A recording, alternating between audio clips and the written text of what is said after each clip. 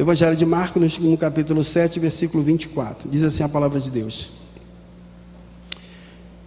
Jesus, saindo daquele lugar, foi para os arredores de Tiro e de Sidom.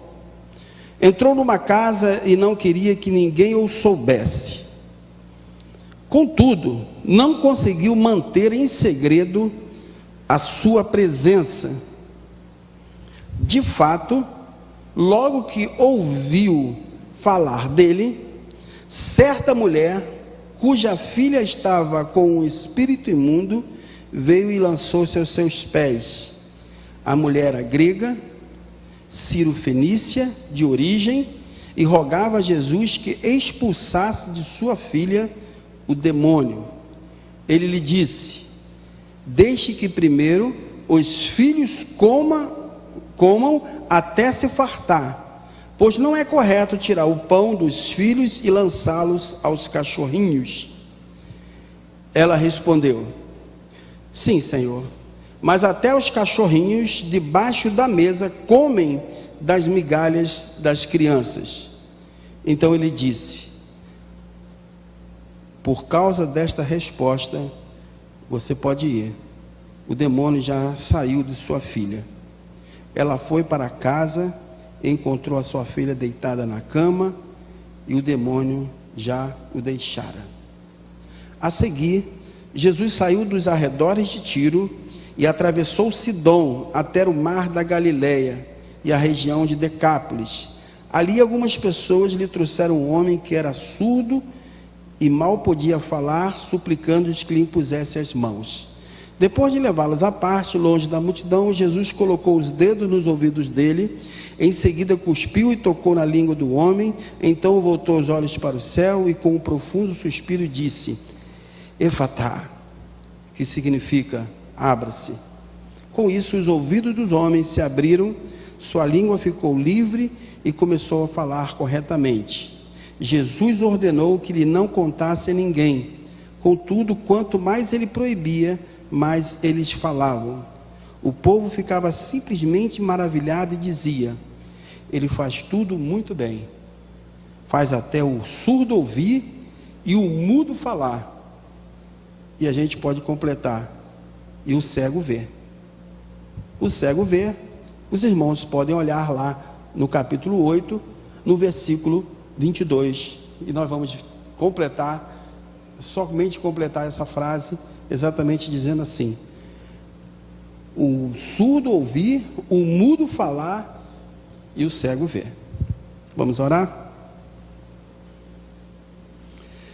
Senhor, nós te agradecemos por esse encontro na tua casa nesta manhã.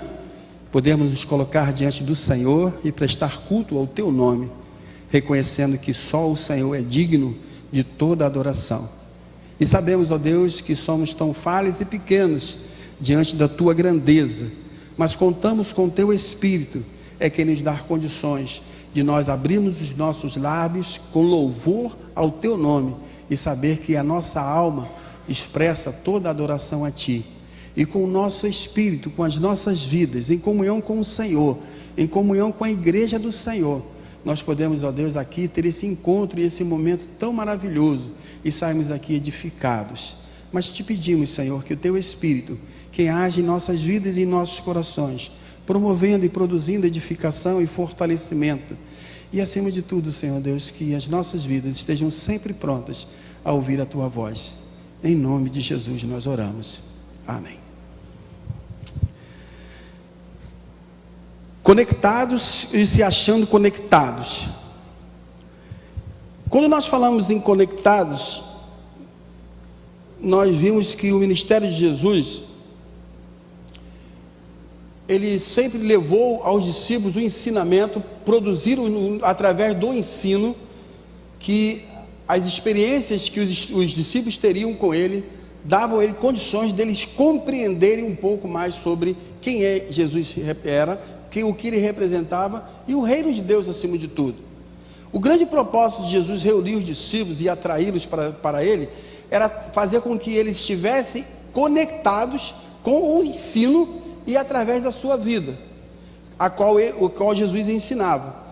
Todas as experiências de Jesus relatadas nos evangelhos, principalmente no livro de Marcos, e se nós olharmos para trás dentro do contexto, nós vamos encontrar que Jesus, toda vez que ele agia para curar, para transformar, para libertar, ele apontava para o seu reino.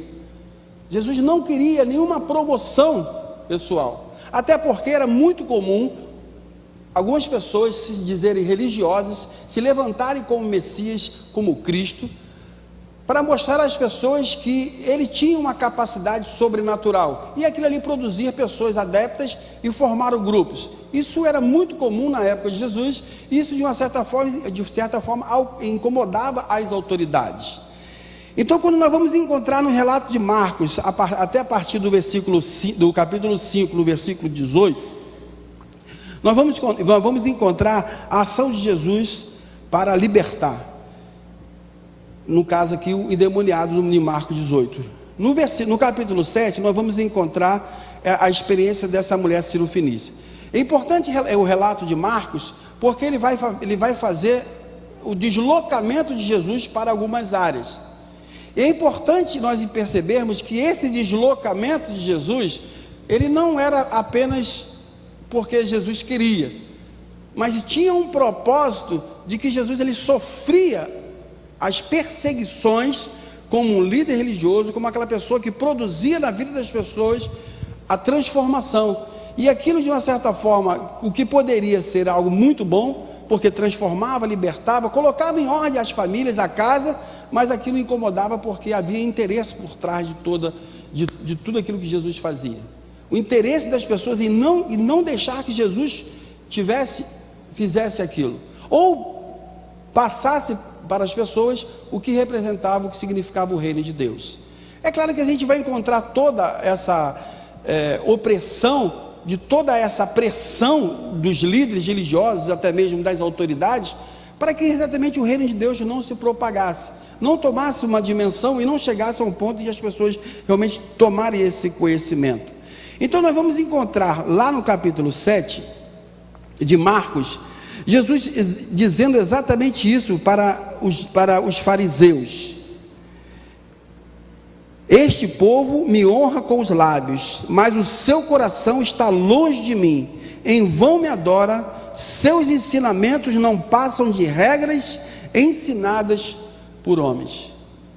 Percebam que Jesus chama a atenção para aquelas pessoas, para os líderes, para os fariseus, para aquelas pessoas que passavam os ensinamentos para as pessoas, mas que na verdade aqueles ensinamentos eram apenas ensinamentos vazios. Não havia uma transformação interior. O grande ponto principal dos ensinamentos de Jesus é que a transformação que Jesus fazia, seja ela física, seja ela para fazer o cego ver, o ouvido, as pessoas, os surdos e os mudos, tudo apontava para a sua missão messiânica. Ele apontava para dizer para o povo que ele era o Messias, para que as suas palavras apenas dizendo assim, não, eu sou o Messias, ele mostrava isso através de algumas situações, e situações essas de cura, e que de uma certa forma levava as pessoas a ficarem impactadas, e esse impacto levava as pessoas a desejarem estarem conectadas com Cristo, e conectadas com Cristo estavam conectadas automaticamente com o reino de Deus. Isso tudo levou a Jesus a mostrar constantemente, principalmente para aquele grupo que ele chamou de discípulos. E nós vimos que quando todas as experiências que os discípulos tiveram com Jesus, Jesus sempre deixava que eles mesmos, através dessas experiências, percebessem que por trás de toda aquela ação havia a intenção de Jesus mostrar-lhe algo sobrenatural ou espiritual, para que o entendimento deles fossem afetados e aflorados para esse entendimento, para essa percepção. Por isso que quando Marcos vai fazer o relato do deslocamento de Jesus de um lugar para o outro, ele está dizendo assim, ó, nesse lugar o que eu fiz de nada adiantou, eles não entenderam nada, e além dessas pessoas não entenderem nada, os discípulos também não estavam entendendo. No entanto que quando nós vamos ver de todo o relato do livro de Marcos, de cada capítulo, de cada sequência, até na questão da multiplicação dos pães, nós vemos que Jesus não estava apenas com o interesse de produzir alimento físico para aquelas pessoas. Ali por trás de toda a multiplicação dos pães, a primeira multiplicação dos pães, ela aconteceu exatamente no ambiente dos judeus. Jesus fez aquela multiplicação no ambiente dos judeus para que eles pudessem perceber quem Jesus era e o que Jesus estava fazendo com aquela ação de multiplicar os pães. Para que as pessoas não ficassem apenas olhando para Jesus como aquele que promovia apenas o alimento físico, ou tirasse eles de uma situação física exterior, mas que através daquela ação havia um ensinamento profundo para que eles pudessem ter essa percepção. Mas se aquelas pessoas religiosas e a autoridade não estavam entendendo, os discípulos também não estavam entendendo. E é claro que Jesus não exigia que esse entendimento fosse pela capacidade mental dos discípulos, mas fosse pela percepção de quem Jesus era e o que ele estava fazendo, e por trás do que ele estava fazendo, qual era o ensinamento principal, e que ia fazer toda a diferença. Porque para pertencer a um líder e segui-lo, eles precisavam compreender que aquilo que ele estava ensinando não era algo dele mesmo, mas era algo de Deus. Por isso que quando Jesus ele se desloca para uma região e ele vai para dentro de uma casa, e ele faz questão que ninguém saiba que ele está ali. Para um líder que queria-se uma autopromoção, quanto mais aparecia, quanto mais ele estava em evidência, era melhor para ele, mas ele tinha credibilidade. Jesus não queria uma autopromoção, porque Jesus não estava voltado para os seus interesses, mas Jesus estava dentro de uma missão de mostrar o reino de Deus para as pessoas. E o reino de Deus era mostrado através de toda a ação de Jesus, seja para curar surdo, mudo, cego, multiplicação de pães, para que o entendimento não se ficasse restrito apenas superficialmente. Por isso que quando nós temos uma experiência com Deus, quando Deus faz algo na nossa vida, quando Deus move alguma área da nossa vida, ou alguma situação, há um ensinamento por trás daquilo ali tudo. Há um ensinamento muito mais do que promover um bom emprego, do que uma classificação. Há algo por trás daquilo, até mesmo as experiências de enfermidade. Há algo que Deus quer mostrar para nós. Quando nós estamos diante dessa situação de pandemia, as grandes perguntas que são feitas, o que Deus quer fazer com isso? Nós nos acomodamos apenas dizendo que não, é da vontade de Deus. É da vontade de Deus. Deus está permitindo, se Ele tem algo para nos mostrar. Ele tem algo para mostrar para o seu povo, Ele tem algo para mostrar para o seu povo lá nos Estados Unidos, né? Onde a quantidade de morte é grande, no Brasil. Deus tem algo para fazer, mas fica uma coisa muito pouco vazia. Mas quando nós realmente entendemos e olhamos e temos uma intimidade com Deus, e deixamos que o Espírito de Deus, Ele nos mostre, Ele abra os nossos olhos, abra os nossos ouvidos, e na verdade nós não temos nenhuma dificuldade física com relação a isso, mas muitas das vezes nós somos surdos, mudos e cegos espiritualmente, e nos sustentamos com argumentos desse tipo. Não, é da vontade de Deus, se Deus está permitindo, se morreu 100 mil, se morreu 104 mil, não, Deus tem um propósito nisso aí. Mas qual é o propósito? Existia um propósito no que Jesus fazia. Por isso que quando Jesus ele cura os 10 leprosos, ele pergunta: onde estão os 9? Aonde estão os 9? Os 9, Jesus queria que os 9 voltassem e dissessem: Senhor, muito obrigado porque o Senhor me curou da lepra. O Senhor está de parabéns, muito bom, muito obrigado, tchau. Não era isso que Jesus estava dizendo. Aonde estão os 9 que não perceberam que através da cura dessa lepra havia um ensinamento maior e mais profundo para levarmos a se aproximar de Deus, a nos voltarmos para Deus. E isso que vai fazer a diferença. Essa compreensão e esse entendimento que é vindo do Espírito de Deus. Nós lemos lá em Atos, né, dentro do nosso círculo bíblico, que o Espírito colocou lá no coração de Lídia, para que Lídia realmente compreendesse e entendesse tudo que o apóstolo Paulo estava ensinando. Os ensinamentos de Paulo, foi o Espírito que deu. Era suficiente que o ensinamento de Paulo fosse suficiente para a compreensão de uma pessoa. Quem ensina, passa uma informação, mas quando ela vem atrelada à ação do Espírito, aquele ensinamento, ele produz transformação. A experiência desta mulher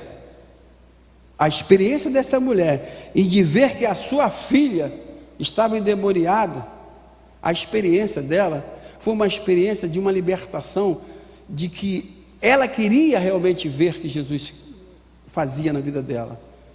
A partir da vida dela,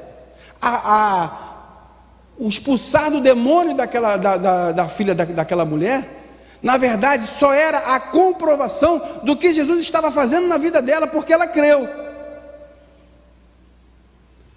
Porque dentro da normalidade, uma mulher, nos tempos de Jesus, nós vemos aí estudando, que até hoje a mulher ela é discriminada. E essa mulher agora procura Jesus num ambiente em que Jesus se propôs a ficar isolado, isolamento social. Jesus estava lá e falou assim: ó, eu quero ficar dentro da minha casa. Enquanto todo mundo quer sair, Jesus queria ficar dentro de casa.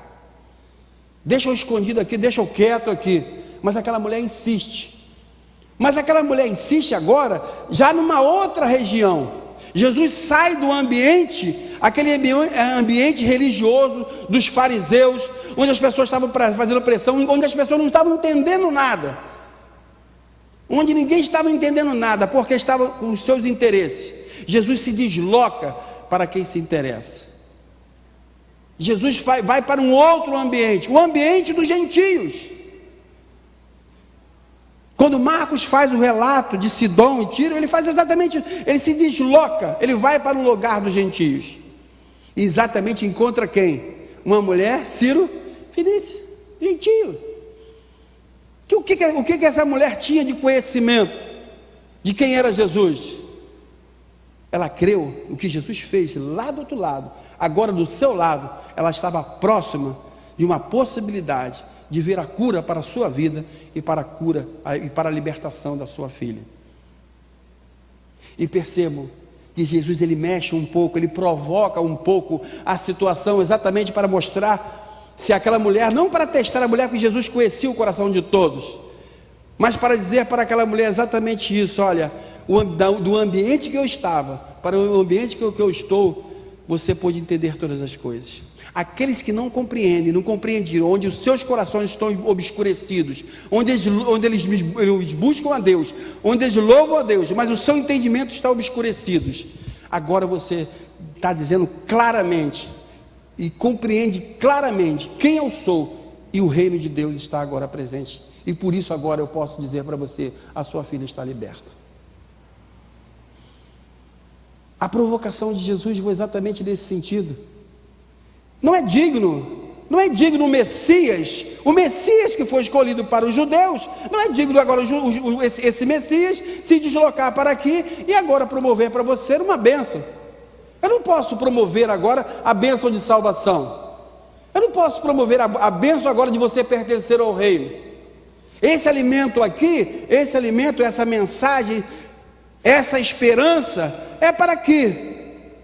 Aí aquela mulher disse assim: tudo bem, mas você está aqui desse lado, e o que sobrar, eu estou aqui embaixo, me humilhando para receber, esperando essas migalhas aqui, para mim é suficiente. A parte maior nunca seria suficiente para os judeus, nunca. Sabe por quê?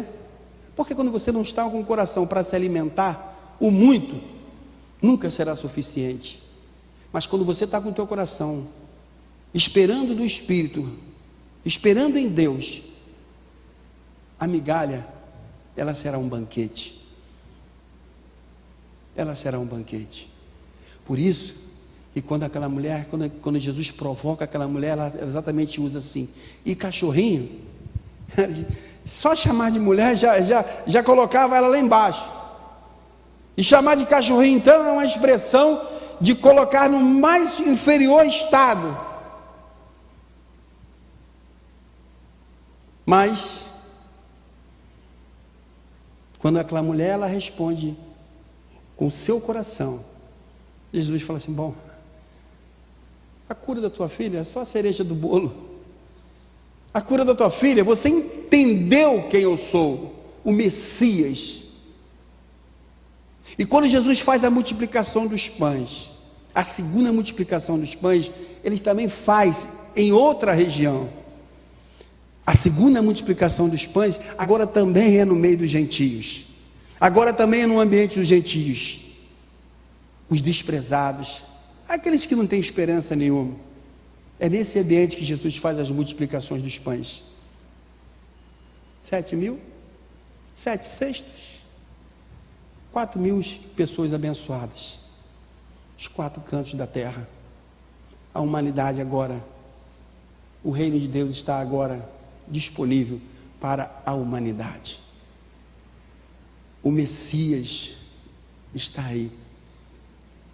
Ele multiplica, ele chama, ele convida. Você está aqui, eu estou aqui por causa daquela multiplicação dos pães lá no ambiente dos gentios. Porque nós declaramos também que a migalha, que eu sou inferior como ser humano na minha visão, mas eu tenho um grande significado e um grande sentido e pertencimento quando eu entendo que o que Deus fez por mim, ele é grandioso.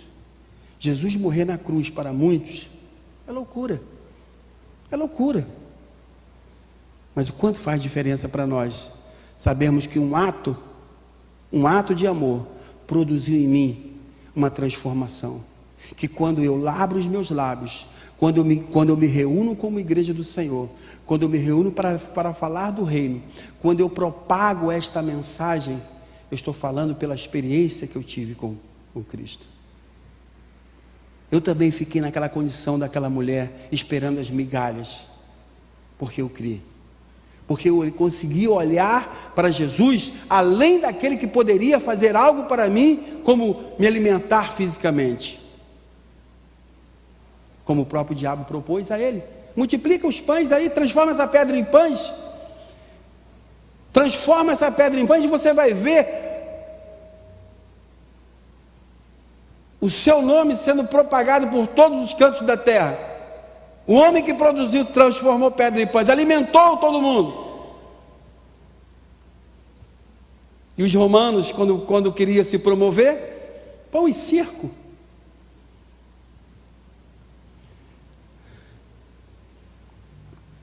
Os conectados são aqueles que estão com o seu coração aberto para crer e enxergar o Messias.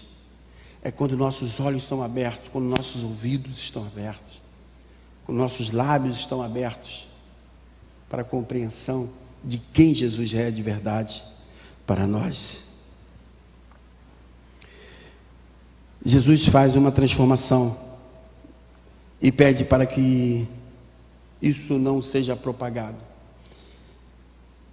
Vá para casa, vá para a sua família. O quanto o Senhor fez por você. Lá em Marcos, no capítulo 5, versículo 19.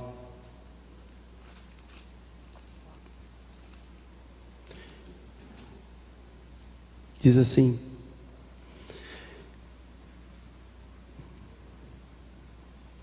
Jesus não o permitiu, mas disse: vá para casa, para a sua família, e anuncie-lhes quanto o Senhor fez por você e quanto teve misericórdia de você. Jesus falou para isso, para aquele demoniado, para a figura do pior ser humano e do pior estado do ser humano. Um homem que vivia de todos os lados da pior forma.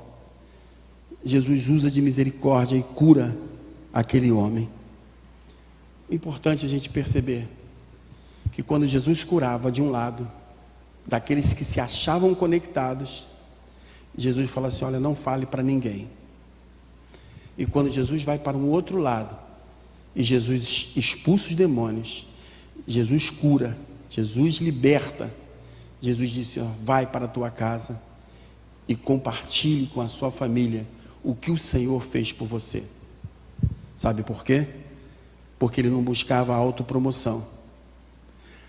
Naquele ambiente, quando as pessoas propagavam, a intenção era produzir negativamente a imagem de Jesus. A transformação, quando nós propagamos e falamos, nós estamos dando testemunho daquilo que o Senhor fez por nós.